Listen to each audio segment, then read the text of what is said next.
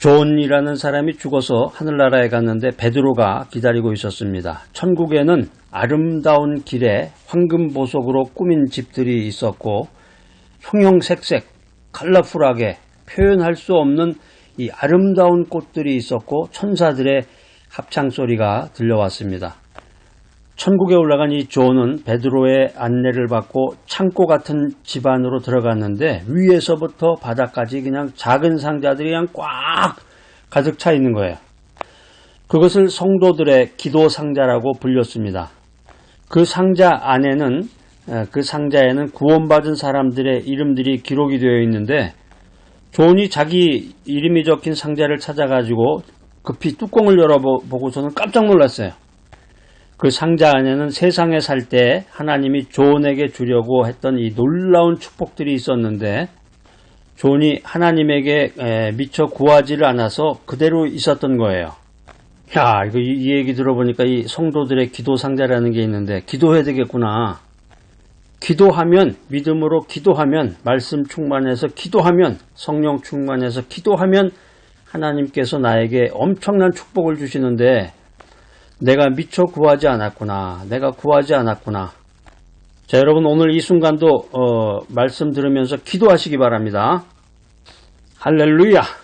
역대상 4장 9절로 10절에 보면은 이 야베스가 나오는데 이 야베스가 다른 어떤 형제들보다도 존귀한 자가 되었다. 이렇게 성경은 기록하고 있습니다.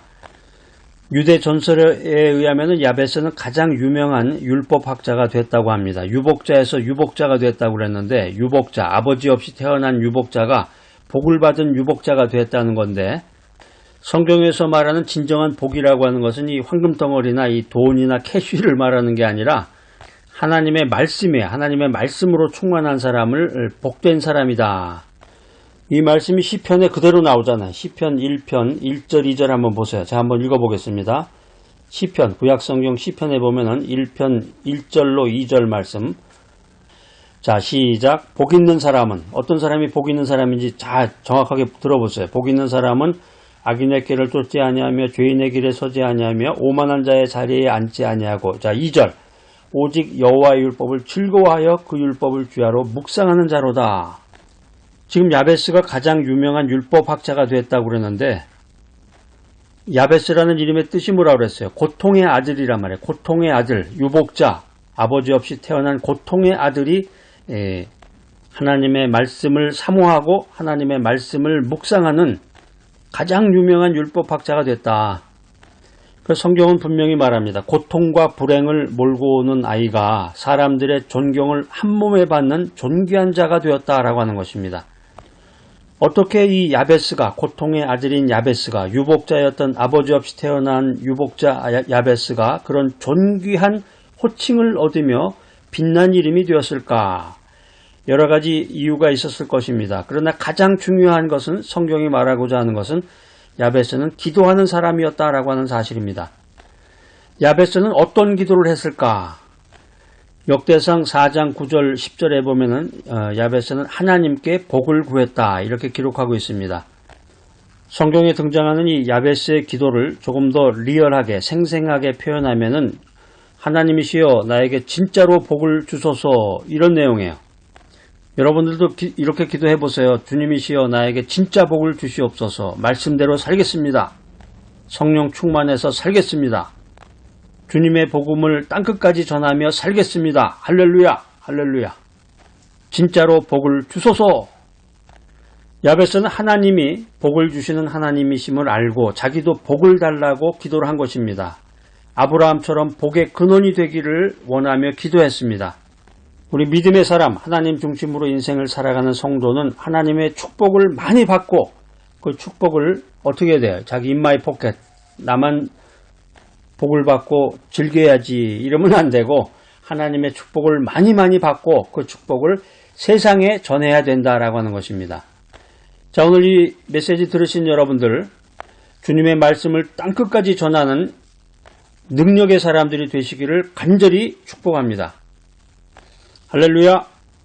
아이쿠, 저 뭐 전도하려거나 복음 전파 이 말은 굉장히 부담이 되네요. 아직까지 그런 말만 들으면 그냥 주저앉아가지고 썩하니 고개를 돌리시는 분들이 있는데, 그것은 이제 믿음의 진수, 신앙생활의 본질을 몰라서 그러는 것입니다. 간절히 주님께 기도하고, 여러분들이 기도하는 대로 하나님께서 하늘문을 여시고 복을 내려주시는데, 그 축복을 받고 그 복을 받은 대로 바로바로 세상에, 이웃에게 전해줘야 합니다. 하나님은 때때로 간절한 기도를 원하십니다. 너는 내게 부르짖으라. 내가 내게 응답하겠고 내가 알지 못하는 크고 놀라운 일을 보이리라. 이 말씀 성경 어디 나오나요?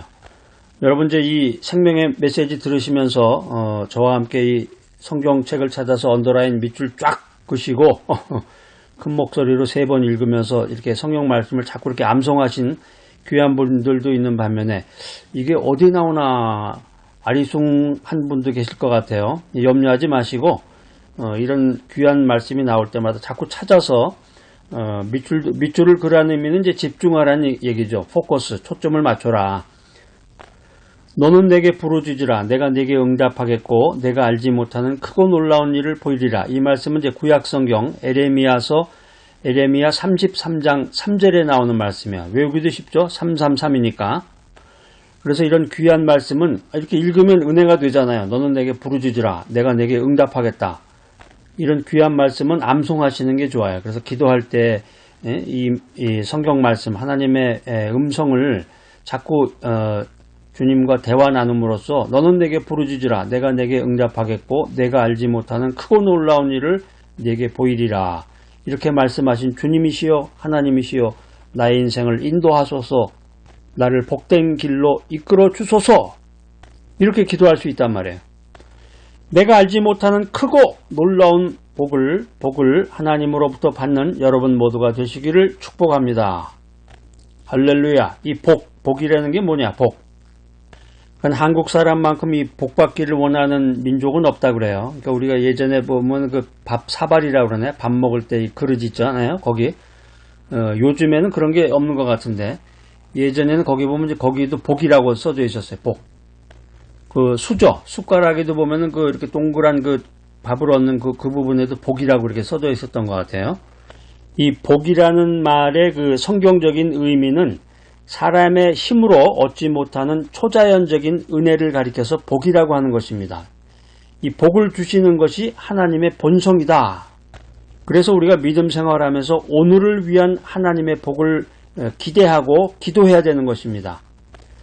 사랑하는 여러분, 기도의 능력에 대한 새로운 확신을 가져야 됩니다. 기도는 보이지 않는 삶의 혁명입니다. 기도는 평범한 인생에서 비범한 인생으로 우리들을 나아가게 합니다. 저는 평범한 사람이에요. 제 인생 자체가 평범하고 그냥 평범하게 이렇게 살다가 죽겠습니다. 이런 사람은 믿음이 뭔지 복이 뭔지를 모르는 사람이에요. 기도하라! 말씀 충만하고 성령 충만해서 기도하라! 기도는 평범한 인생에서 비범한 인생으로 우리들을 나아가게 합니다. 아니 그럼 제가 이 나이에 뭐 어디 정치판에도 이라도 뛰어들어야 되나요? 정치인이 되고 뭐 국회의원이 돼서 비범한 인생을 살아야 되나요? 이렇게 물어보시는 분들도 계시는데, 성경에서 말하는 이 비범한 인생이라는 것은 그런 게 아니라 주님의 말씀을 전하라는 거예요. 말씀을 전하라. 복음 사역자가 되라. 복음 전파자가 되라. 주님의 말씀을 땅끝까지 전해라. 또 내 주변에서 주의 복음을 전하는 사람들을 위해서 기도하고 그들을 물질로 도와라. 이것이 평범한 인생에서 비범한 인생으로 우리를 나아가게 하는 것입니다. 또 이런 질문하는 분도 계세요. 저는 기도를 잘 못해요. 말주변이 없어가지고 이 기도가 어눌하고 말이 잘 안 나온답니다. 하하. 그럴듯하고 아주 재미있는 말인데, 하나님은 가장 형편없는 기도를 들으실 뿐만 아니라 위대한 응답을 하시는 전능자이시다. 이 사실을 믿으시기 바랍니다. 내가 말을 어눌하게 하고 떠듬떠듬하고 한 말 또 하고 이래도 이 가장 형편없는 엉터리 기도도 하나님께서는 들으신다. 할렐루야. 하나님께서는 가장 형편없는 기도를 들으실 뿐만 아니라 위대한 응답을 해주시는 전능자이시다라고 하는 것입니다. 부정적인 형편과 상황 속에서 야베스는 절박한 심정으로 기도해서 마침내 그의 인생을 바꾸고 복을 받게 되었다. 역대상 4장 9절로 10절 말씀에 보면은 이 야베스는 살아계신 하나님을 향해서 복의 근원이라고 컨페스합니다. 고백합니다. 그리고 하나님께 도움의 손길을 간구했습니다. 깨어 기도하기를 힘쓰며 기도 응답의 약속을 굳게 믿었습니다. 그래서 야베스의 기도는 마침내 응답이 되어서 환난과 근심으로부터 벗어날 수 있었던 것입니다. 그리고 야베스는 율법학자로서 매일매일 성경 연구에 힘썼습니다. 야베스가 구했던 복은 말씀을 구한 복입니다. 야베스가 간구했던 복은 황금덩어리, 돈이 아니라 야베스가 구했던 복은 하나님과의 동행을 요구했던 복인 것입니다. 그래서 야베스는 결국 최고의 지성인인 율법학자가 되어서 날마다 매 순간마다 주님의 말씀을 묵상하며 주님과 동행했던 진짜 복을 받은 사람이 되었던 것입니다. 자, 여러분 기도하실 때 복을 구하시고 진짜 복을 받는 여러분들이 되시기를 바랍니다. 말씀을 구하라. 말씀 충만하라. 하나님 중심으로 인생을 살아라. 하나님과 동행하라. 이것이야말로 성경 말씀이 우리들에게 권면해 주시는 진짜 복이다 라고 하는 것입니다.